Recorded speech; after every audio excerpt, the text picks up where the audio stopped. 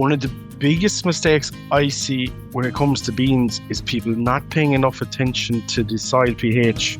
pH is actually crucial when it comes for beans. Any legume, pH is crucial. I would almost say that you should treat beans like we used to treat sugar beets before, and that your field going for beans should be tested and the line corrected. Ideally, if you could do that 12 months before. The days are getting longer, and although the rain hasn't gone away, there are signs of more drying whenever the rain stops. Hopefully this means our return to the fields isn't too far off, with spring beans likely to be one of the first crops to be planted once conditions allow. You're listening to the latest episode of the Tillage Edge with me, Michael Hennessy. If you enjoyed the series, we'd really appreciate it if you could follow the podcast and leave a review on Apple or Spotify or wherever you get your podcasts from. Spring beans look set to be a popular crop choice again this year, given the margin comparisons with other major spring options, particularly spring barley. I'm delighted today to be joined by Sheila Alves, a researcher based in Oak Park, Carlow, and Michael McCarthy, a Teagasc advisor in Cork, to chat about growing beans and how to give the crop the best possible start once conditions allow.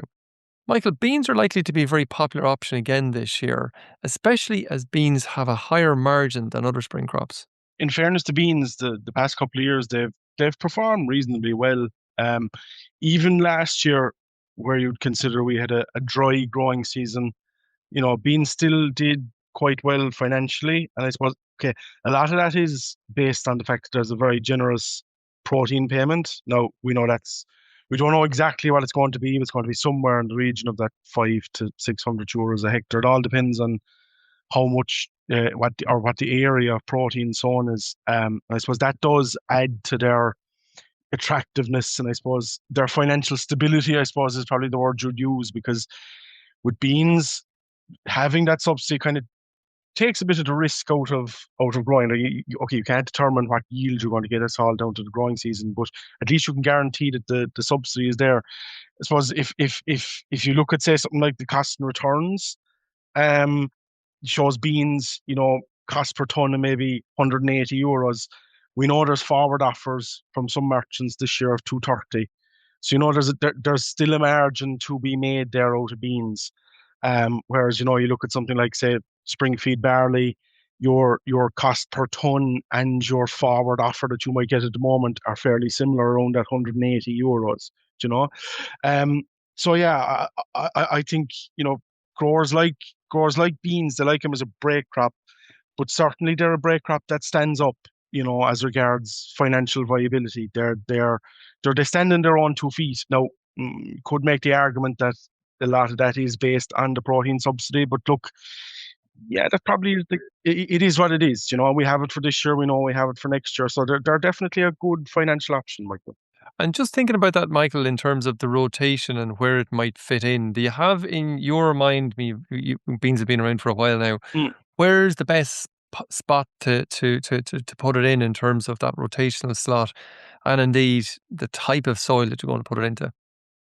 Yeah, so look, beans they're a 1 in 5 in the rotation. Ideal if you're dealing with, say, tricky weeds that might be tricky to control, and like the barley, said, like sterile brome, grass weeds, because beans offer you a kind of a new set of chemistry that you can use, or an alternative set of chemistry that you can use for controlling the likes of bromes and stuff like that. Beans are prone to drought, so if you have a very, very dry soil, it might be best to avoid beans in that situation. That's not to say that you mightn't get a good crop, but if you do get that sort of dry pinch period at the end of May, start of June, your beans could suffer. They tend to do better on a heavier type soil. Now, there's a sort of a trade-off there, in that if you have a light soil, you'll get in sowing quicker. Sure. And you'll get them earlier. If you have a heavier soil, you are waiting, Conditions are everything on the day of sowing, but look, as a rule of thumb, beans don't like it too dry. So you would be aiming for your heavier type soil. Sheila, just want to bring you in there when Michael mentioned the sowing dates there. You've done quite a lot of trials around beans and sowing dates and that. What is the sowing window for beans for people to come away with acceptable yields? So we talk in general now, and we in general recommend from mid-February to mid-March. Every season is different, and this season in particular is being very strange. So this might need to be tweaked with the own farmer experience. But mid-February to mid-March, why? Before mid-February, the soil conditions being wet soils and low soil temperature, but also the crow damage, uh, prevent a good crop establishment. Later, so from April, crop establishment is good. That's not the issue, but the high temperature, high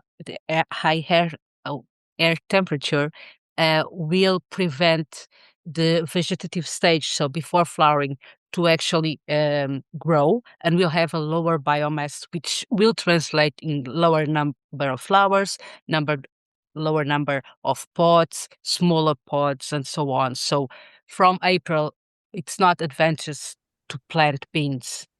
Yeah, so you might get lucky, I suppose, in some years in April. It's kind of like all crops that you can sow outside the window of March, as you're talking about there, but everything needs to go 100% right in order for it to come Exactly. out. And one of the things of we always say about sowing late in April is that if there's a wet season from August, then the crop won't mature early enough. So Sure. that's also needs to be taken into account. So summarizing, best window mid-February to mid-March. I think a lot of growers didn't put anything in the ground yet because of such a wet year, but we still have these next 2-3 weeks, even 4. Still If perfect. they are sown, it will be good, season allowing. Would I be right in saying, certainly in my head, anyways, I think of a crop of beans, and from the day you plant it till the day you harvest it, it's roughly 6 months. And the later planting, if you start sowing well into April, you're going to push that harvest into October, and therefore you're going to disrupt the next crop. So it's not just about the bean crop. I suppose that's what I think farmers should maybe have in mind. But Sheila, again, going back to your all the trials you have done, in terms of the ideal plant population people should be aiming for, that the trials kind of tell us, that's going to give us the best yield. What is that? So there's kind of two target plant populations for, and this again depends on the experience of the farmer. If the soil is fertile, high productive, we usually recommend 25 to 30 plants per square meter. But if the soil is less productive, we would say plant up to 40 seeds per square meter. Sorry, target a plant population of 40 seeds, 40 plants per square meter, Okay. which means that we have to plant more seeds per square meter because we do have field losses at the establishment stage. And the field losses in Ireland at spring will be between, I don't know, 20%. So we actually are talking about 40 seeds per square meter for high productive soil. Okay. And for high productive soil, and a bit more again, maybe up as far as 45 to 50 for, when you say in low productive soils, what do you mean? Soils that are a bit drier or low fertility, or what are you talking about? And that's where I say it comes a bit with the experience of the farmer. The yield components in faba beans are not completely understood. Uh, so it's very difficult to understand why in some situations they thrive and in some soils they thrive better than in others. In terms of soil fertility, I would say, your P and K will be very important. Uh, but it's not only that, it's if it's a heavier soil, as Michael was saying, they will tend to perform better. Okay, Michael, just walking us through the Sheila talks about seeds per meter squared there, and there's a degree of losses from the seeds that you plant to establishment, and we have to take into consideration the 1,000 grain weight. You might just step us through maybe one or two of the popular varieties to get us back to that 30 plants per meter squared.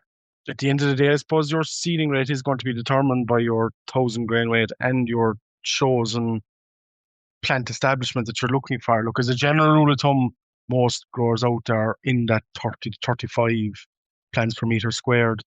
Um, Probably have two main varieties this year, Lynx and Protina, that are probably going to take up most of the market. The difference between, 1,000 grain weight of 550 and 1,000 grain weight of 650 could be anything up to 35 or 40 kilos of seed to the hectare. So it makes a huge difference. There are higher 1,000 grain weights out there this year, and I've been speaking to a few of the seed merchants, and they've said like the beans, last year's beans were heavy, so the 1,000 grain weights are high, and that will need a higher seeding rate. And people get a bit, I suppose, vexed on that one because they do their calculation, and all of a sudden they're looking for, anything up to 240 kilos to the hectare, and they think it's huge because we have seen in the past where, beans that are planted too thick, essentially, there's too much competition for light. They can grow very tall.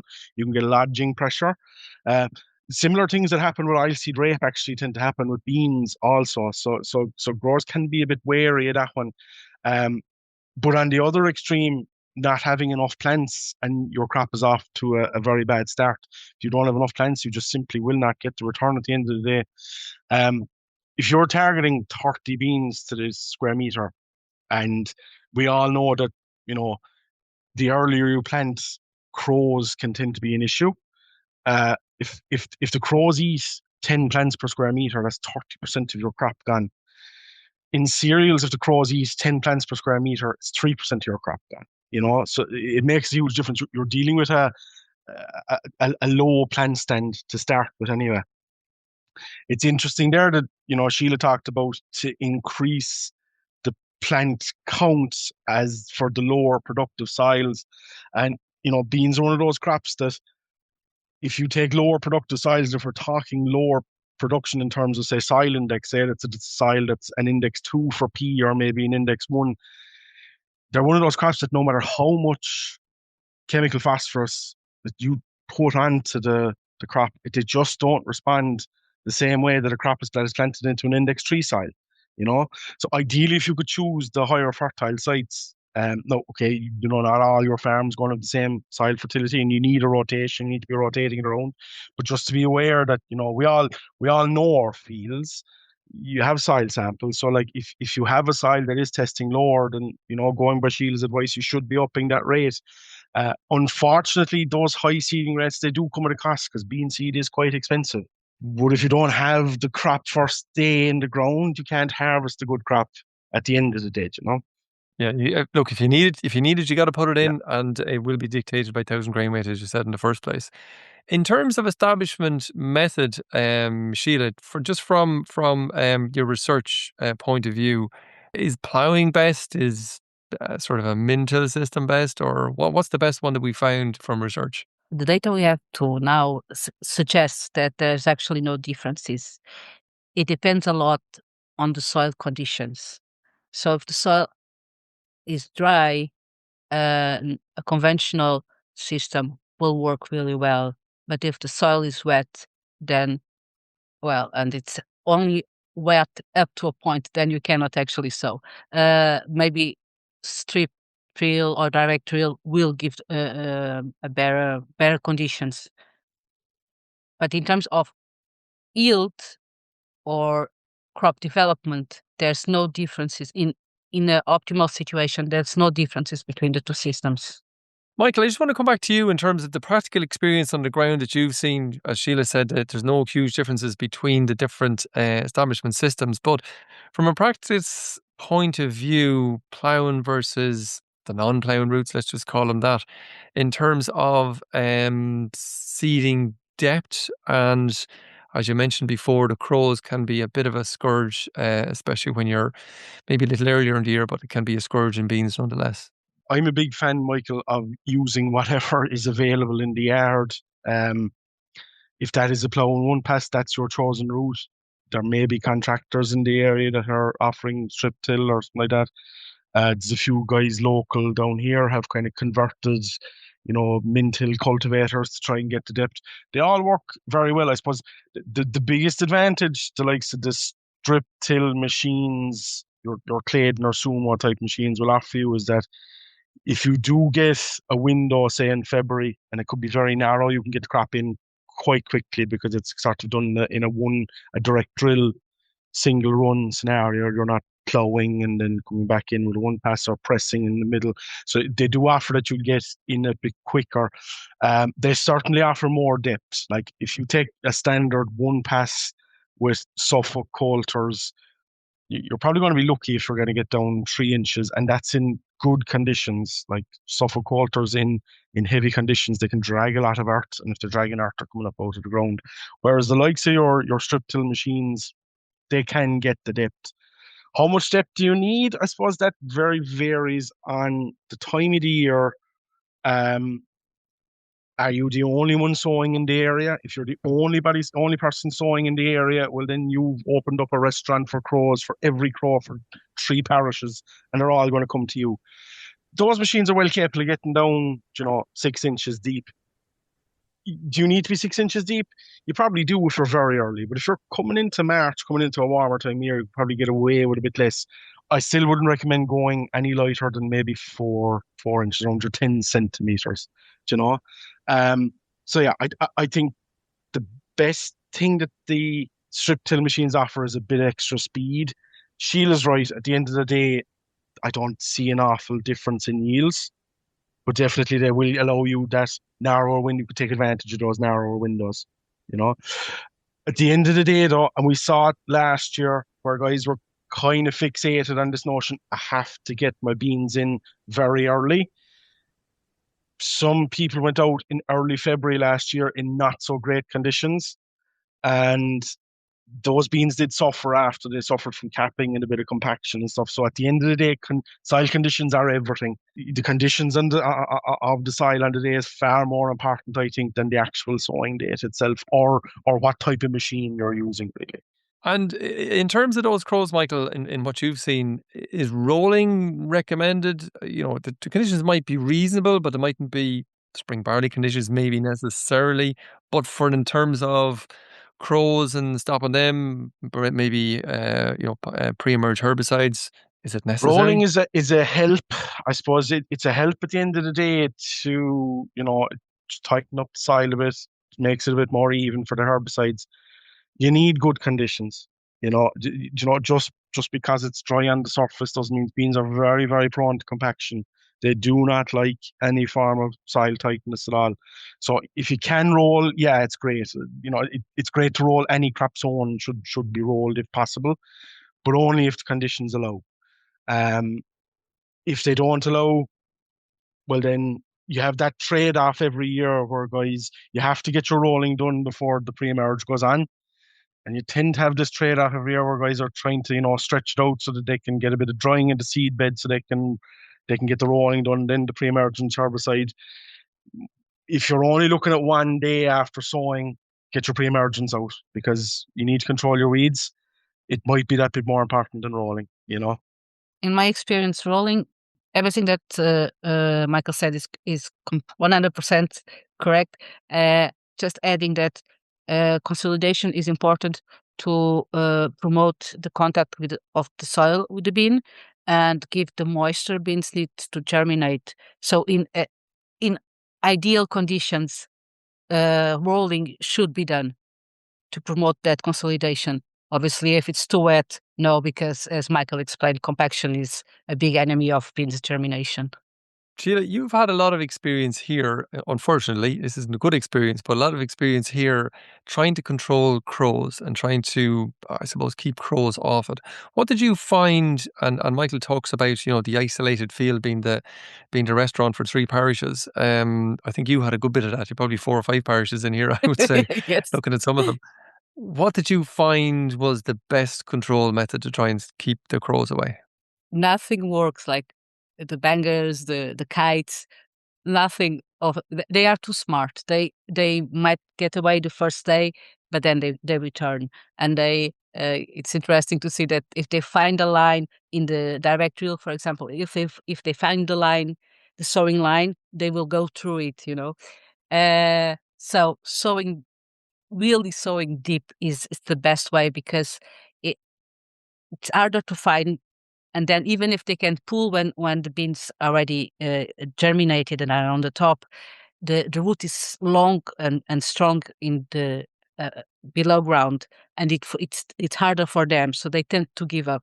So Okay. And we did trials up to, I think, 250 millimeters or 25 centimeters, and the beans still germinate and establish. The counterpart of this is that it takes much longer for them to come up. So if you are talking in sowing in the end of March, and you have to put 3 additional weeks for them to come up, then it's equivalent to sowing in early April, right? So yeah, you have to see the two sides. Balance it a bit. But your 4 inches depth that we're talking about there is good for the majority of March, nonetheless. Yes, although this year Okay. I would be a bit concerned because I think a lot of the crops weren't sow. So I would say the crows will be eager to get their beaks to some beans. Well, hopefully our zone depth might do the trick. Michael, I finally wanted just to come back to you. Time is kind of against us a little bit. Just in terms of what you've seen out there over the last 5 or 6 years or maybe longer, in terms of the mistakes, the common mistakes people have made that you could say, oh, do you know what? If they would have done that a bit differently, they definitely would have been a bit better yield in it. Or I could see their neighbour did it a bit differently and they had a better yield in it. One of the biggest mistakes I see when it comes to beans is people not paying enough attention to the soil pH. Um, pH is actually crucial when it comes for beans. Any legume, pH is crucial.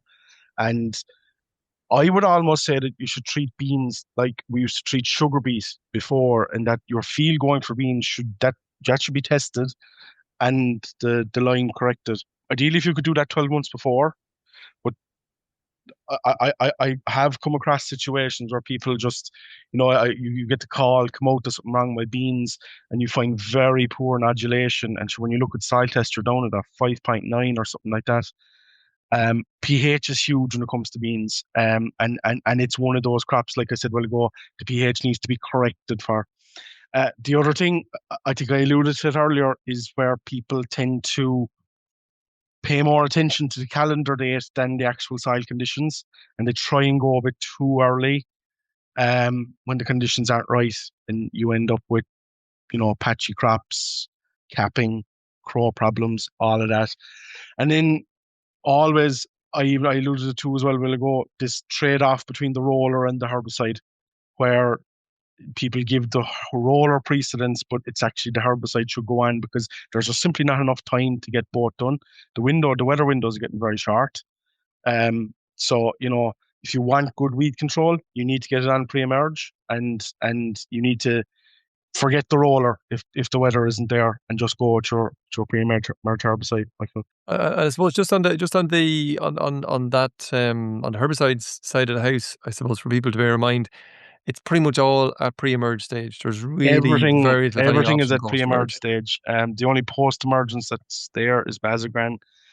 Bazagran it's a very time-specific chemical. The conditions need to be very specific as regards, growthy, good. So you must try and get your herbicide on pre-emerge. And as we know, with like most of them are pendimethalin-based herbicides, you can't disturb the ground after. So once it's on, there's no touching the ground after that. Our herbicide options, I suppose, look, you've Nirvana, which is probably the most common. Just for people to bear in mind, herbicide in beans is expensive. Nirvana is quite an expensive chemical, but it's a good chemical. It has a very, very broad spectrum of weeds. None of them are perfect in that. I don't think any herbicide out there will control absolutely everything, but they'll control all the main ones, the nasty ones. Your Salian, if you want to go down that route, might, put a bit of cost effectiveness into it, but you are slightly reducing your spectrum of weeds, or you could go to something like Defy. But there are plenty of options out there. But the main thing is get it on pre-emerge and get it on as soon as possible after sowing. After sowing. Listen, Michael, thank you very much. And Sheila, thank you very much for joining me on the show. We might maybe touch back with you a little bit later in the year, maybe just touch back on beans and see how they're going for the rest of the year. Great, thanks, Michael. Thank you. So that's it for this episode, and my thanks to Sheila and Michael for joining me on the show. So finally, if you enjoyed the podcast, then recommend it to a friend or colleague. And as always, rate, review and follow on Apple or Spotify. And for more information, go to teagasc.ie. I'm Michael Hennessy. Thanks for listening. I'll be back next week with more tillage news and advice.